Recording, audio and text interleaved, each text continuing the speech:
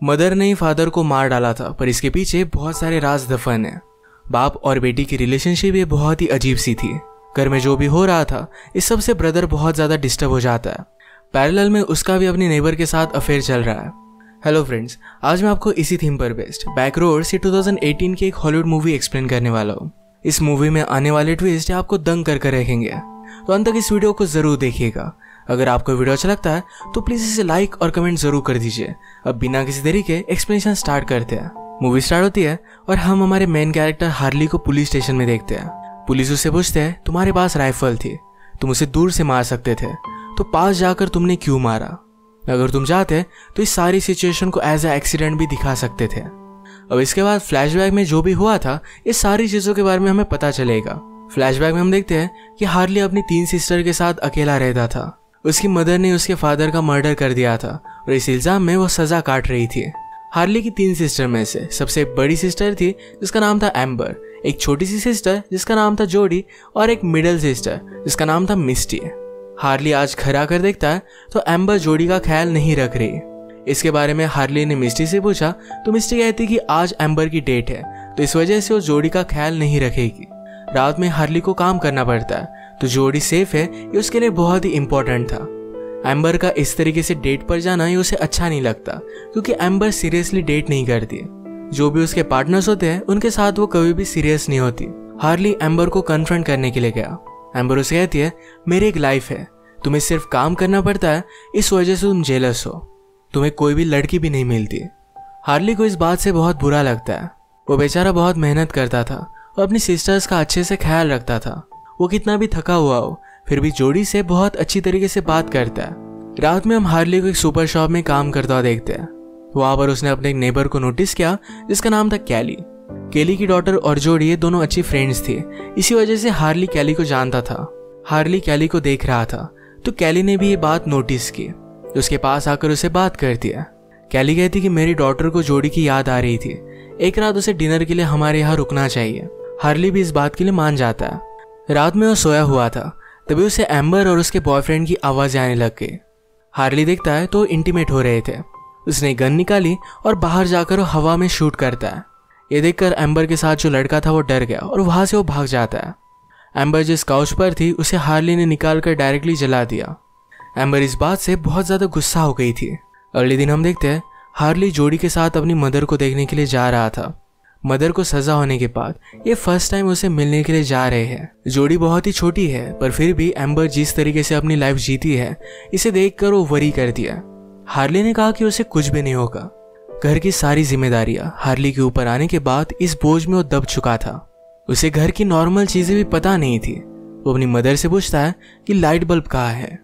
जोडी अपनी मदर को उसके ड्राइंग्स वगैरह दिखा रही थी और मदर ने हार्ली से बात की, कहा कि तुम बहुत ही अजीब लग रहे हो। हार्ली ने कहा कि तुम्हें यहाँ रहना अच्छा लग रहा है, तुम जानबूझकर यहाँ आई हो। वो बहुत ज़्यादा डिस्टर्ब हो गया और वहीं पर कोलैप्स हो जाता है। इस इंसिडेंट की वजह से अब वो अपनी मदर से नहीं मिल पाएगा। कोर्ट ने उसे मैंडेटरी थेरेपी में भेजा था, जहाँ पर उसे साइकोलॉजिस्ट से बात करनी पड़ती है। हार्ली अपनी प्रॉब्लम्स बताता है तो साइकोलॉजिस्ट ने कहा कि जोडी का ख्याल रखने के लिए तुम अपने रिलेटिव्स को पूछ सकते हो। हार्ली ने कहा कि फादर के यहाँ के कोई भी रिलेटिव्स हमसे संबंध नहीं रखते और फादर के यहाँ के अंकल माइक ये उनसे मिलने के लिए कभी कभी आया करते हैं, पर उसे पता नहीं कि क्या उन्हें हेल्प कर भी सकते हैं। थेरेपिस्ट ने पूछा कि तुम अपनी सिस्टर्स के लिए इतने वरीड क्यों होते हो। हार्ली कहता है कि वो प्रेग्नेंट हो सकती है और ये बहुत ही बुरा होगा। थेरेपिस्ट ने पूछा कि अगर तुमने किसी लड़की को प्रेग्नेंट किया तो तुम क्या करोगे। हार्ली कहता है एज ए रिस्पॉन्सिबिलिटी में उससे शादी करूंगा। अगर वो उसे प्यार भी नहीं करता फिर भी पूरी लाइफ तक उसके साथ रहने के लिए रेडी था, पर उसका मानना था अगर वो किसी लड़की के साथ होगा तो उससे हमेशा बहुत प्यार करेगा। इसके बाद नेक्स्ट सीन में हम देखते हैं कैली के डॉटर के साथ खेलने के लिए जोडी आई हुई थी। हार्ली उसे पिकअप करने के लिए आया। कैली से वो बात करता है तो कैली ने उसे डिनर के लिए इन्वाइट किया। डिनर के वक्त कैली ने कहा कि जोडी को आज का डिनर बहुत अच्छा लगा था। हार्ली नोटिस करता है कि जो रेसिपी वो बनाता है ये जोडी को अच्छी नहीं लगती, तो कैली ने उसे रेसिपीज की बुक देने का प्रॉमिस किया। ये दोनों बातें करने लग गए थे तो कैली हार्ली की इंटरेस्ट के बारे में जान लेती है। कैली को आर्ट में इंटरेस्ट था और हार्ली को भी कुछ पेंटिंग्स के बारे में पता था। वो कहता है कि एक पेंटिंग मुझे क्या फील कराती है ये बहुत ही इंपॉर्टेंट है। इस बात से कैली ने एग्री किया। इन दोनों के पेंटिंग्स को लेकर चॉइस बहुत ही सेम थे। रात में घर पर आने के बाद एम्बर हार्ली से बात करती है। उसे अपनी कार ड्राइव करने के लिए लाइसेंस की ज़रूरत थी, पर इसके लिए $1000 लगने वाले थे। हार्ली इसके लिए मना करता है क्योंकि उसके पास इतने पैसे नहीं है। एम्बर पूछती कि तुम्हारे पास पैसे क्यों नहीं होते, डैड तो सब कुछ सही से कर लेते थे। हार्ली कहता है वो कंस्ट्रक्शन में थे, मुझे वहाँ पर जॉब नहीं मिलता। स्लोली सब कुछ ट्राई कर रहा है। एम्बर सब चीज़ों पर गुस्सा होकर वहाँ से चली जाती है। एक दिन कैली ने हार्ली को रेसिपीज और पेंटिंग की बुक गिफ्ट की, जो हार्ली को बहुत अच्छी लगती है। एक दिन काम करते वक्त कैली फिर से उससे मिली, पूछती है तुम्हें पेंटिंग्स के बारे में क्या लगा था। हार्ली कहता है कि एडम और ईव की वो पेंटिंग बहुत ही एक्यूरेट थी। एडम जंगल में सारी चीज़ें फिगर आउट करने का ट्राई कर रहा था और ईव जो है उसमें एडजस्ट करने का ट्राई कर रही थी। ये हार्ली का ऑब्जर्वेशन कैली को अच्छा लगता है। नेक्स्ट सीन में हम देखते हैं हार्ली के अंकल माइक उसे मिलने के लिए आए हुए थे। वो उन्हें घर में थोड़ी थोड़ी हेल्प करते रहते हैं। उनका बेटा अब यूनिवर्सिटी में, जिस पर वो बहुत ही प्राउड थे। उसके सारे फोटोज उसने हार्ली और एम्बर को दिखाए। ये दोनों उस पर जलते थे तो उसका मजाक उड़ाते। ये बात अंकल माइक को अच्छी नहीं लगती और वहां से वो चले गए। आज इवनिंग में हार्ली बहुत ही सुकून से अपने यार्ड में सो गया था।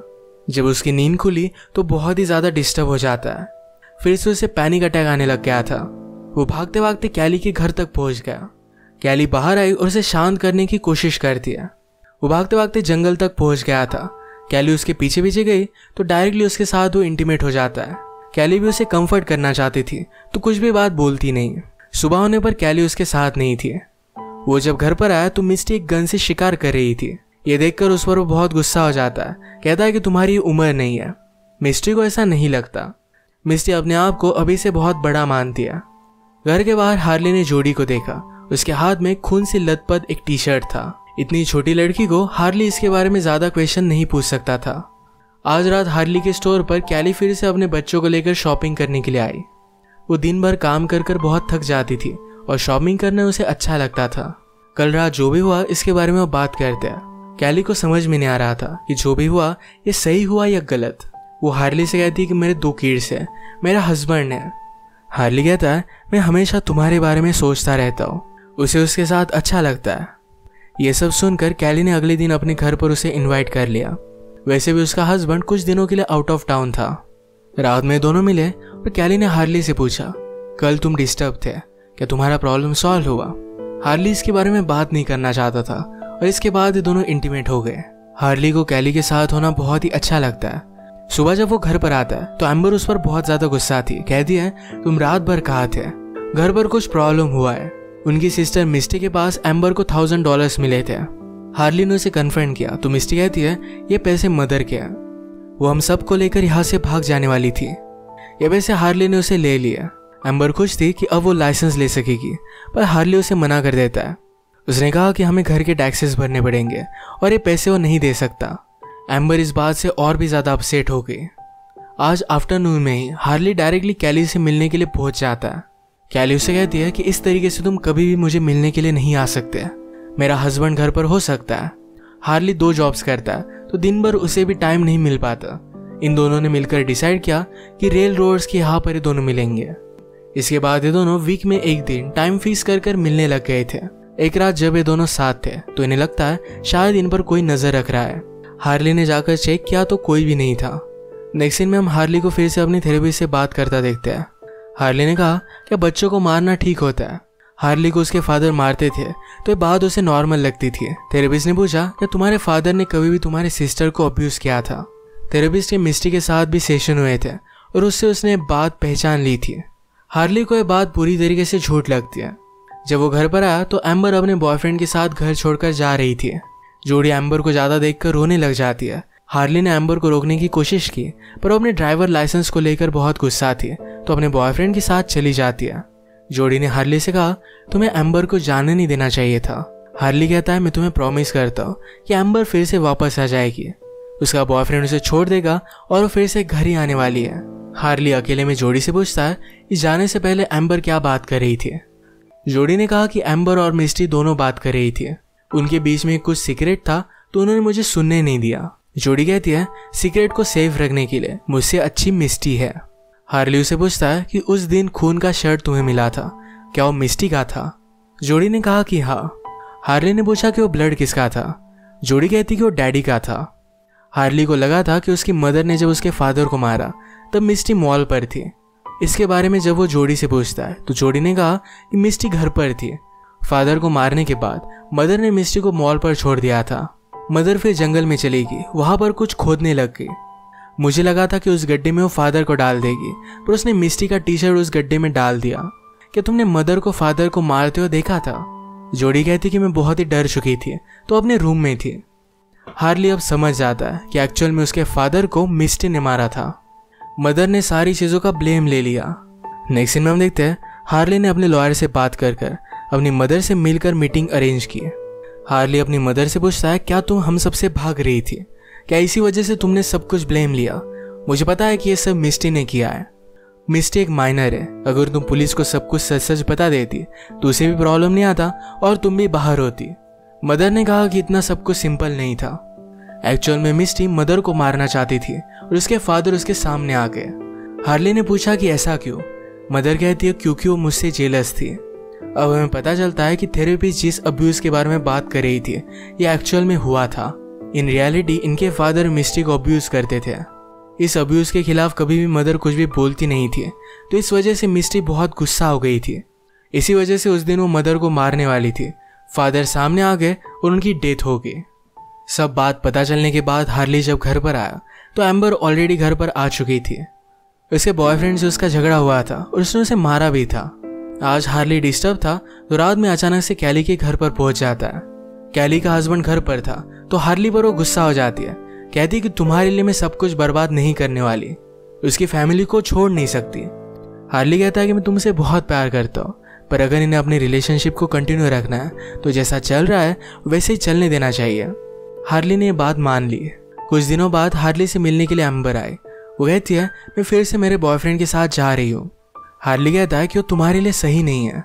क्या तुम्हें इस तरीके से मार खाना अच्छा लगता है? एम्बर चाहती थी कि हार्ली उसे रोक ले, उसे घर में वेलकम करे। हार्ली भी उसे रुकने के लिए कह देता है तो एम्बर को भी बहुत अच्छा लगा। रात में साथ में घर पर आए। हार्ली बहुत ही ड्रंक हो गया था। वो सुबह देखता है तो एम्बर उसके पास ही सोई हुई थी। उसे लगता है कि रात में इनके बीच में कुछ हुआ, इस बात से वो बहुत ज़्यादा डिस्टर्ब हो गया। एम्बर उसे संभालने की कोशिश करती है पर उसे दूर झटक देता है। एम्बर इस बात पर गुस्सा हो गई और कहती है मुझे तुम्हारे और कैली के बारे में सब कुछ पता है, तुम कभी भी उसे पा नहीं पाओगे। जिस तरीके से मिस्टी का घर में अब्यूज हुआ करता था उसी तरीके से बचपन में एम्बर का भी उसके फादर अब्यूज करते थे। इस बात के बारे में हार्ली को थोड़ा थोड़ा पता था, पर आज ये बात कन्फर्म हो गई थी। वो अपने थेरेपिस्ट के पास जाकर सब कुछ उसे बता देता है और वो बहुत रोया। थेरेपिस्ट ने उसे समझा कि इन चीज़ों में तुम्हारी कोई भी गलती नहीं है, तुम दोनों बहुत ही छोटे थे। किस तरीके से इस इंसिडेंट को तुम्हें डील करना चाहिए इसके बारे में तुम्हें कुछ भी आइडिया नहीं था। एम्बर जो भी करती है इस सारी सिचुएशन को डील करने का उसका वे है, उसे हेल्प की ज़रूरत है। हार्ली जब घर पर आया तो मिस्टी उससे बात करती है। कहती कि मैंने तुम्हें और एम्बर को सुना। उसने बताया कि एम्बर और मैं ज़्यादा अलग नहीं है, घर में दोनों की सिचुएशन सेम थी। हार्ली उसे कहता है कि तुमने जो भी किया इसके बारे में मुझे पता है। मिस्टी ने कहा कि तुम्हें बहुत पहले ही फादर को मार देना चाहिए था, हम दोनों को इन सब चीज़ों से गुजरना नहीं पड़ता। ये बात सुनकर हार्ली को बहुत बुरा लगता है। आज वो कैली से मिलने वाला था तो जगह पर पहुंच गया। वहां पर डायरेक्टली उसे कैली की डेड बॉडी मिलती है। उसने आसपास देखा तो एम्बर के पास उसकी राइफल थी। एम्बर कहती कि मुझे समझ में नहीं आ रहा था कि मुझे करना क्या चाहिए। अगर तुम कैली के साथ होते तो मेरा ख्याल कौन रखता। हार्ली कैली के पास ही बहुत रोया। वो फिर खुद पुलिस स्टेशन में जाकर सरेंडर कर देता है। उसने कहा कि मैंने ही कैली का मर्डर किया है। सारी सिचुएशन पुलिस को बता दी। पुलिस ऑफिसर कहते हैं कि अगर तुमने कैली को मारा होता तुम दूर से भी उसे मार सकते थे। तुमने क्राइम सीन के पास उल्टी की, इसका मतलब है तुम कर ही नहीं सकते थे। तुम खुद चलकर हमारे पास आए, ये कैसे पॉसिबल है? मुझे लगता है कि मर्डर किसी और ने किया है। हार्ली एम्बर को बचाना चाहता था। वो आगे चलकर अच्छी लाइफ जी सकती है, पर हार्ली अपनी खुद की लाइफ को अच्छा नहीं मानता, तो इस वजह से सारा ब्लेम अपने आप पर ले लेता है। पुलिस को उसने बताया कि मुझे मल्टीपल पर्सनैलिटी डिसऑर्डर है, इसी वजह से ये सब मैंने किया है। अब वो खुद ही स्टेटमेंट दे रहा है तो पुलिस कुछ भी कर नहीं पाते। उस पर सारा ब्लेम आ गया, उसे जेल में डाल दिया जाता है। थेरेपिस्ट को जब ये सब बात पता चली तो उसे वो मिलने के लिए आई। उसे बहुत बुरा लगा। उसे समझाने की कोशिश करती है तुम अपनी लाइफ को इस तरीके से बर्बाद नहीं कर सकते। हार्ली को लग रहा था कि अब तक उसने जो भी किया ये सब कुछ बहुत गलत किया है। घर की सारी सिचुएशन उसे पता ही नहीं थी। उसे कुछ ना कुछ तो करना चाहिए था। इस ब्लेम की वजह से वो खुद को सजा देना चाहता था, तो इस वजह से कुछ भी नहीं बोलता। जेल में उसे अपनी छोटी सिस्टर जोडी के लेटर्स मिलते रहते हैं। हार्ली के जेल में जाने के बाद सब सिस्टर उनके अंकल के यहाँ रहने के लिए चली गई। वहां पर वो सेफ थी और एक अच्छा फ्यूचर पा सकती थी।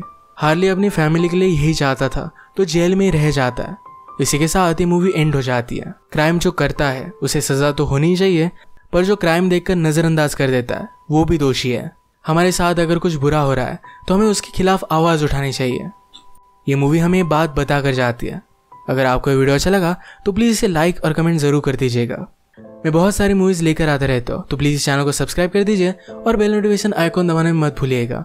हम फिर से मिलेंगे और एक नई मूवी के साथ। तब तक के लिए थैंक यू और आप अपने आप का ख्याल रखिए।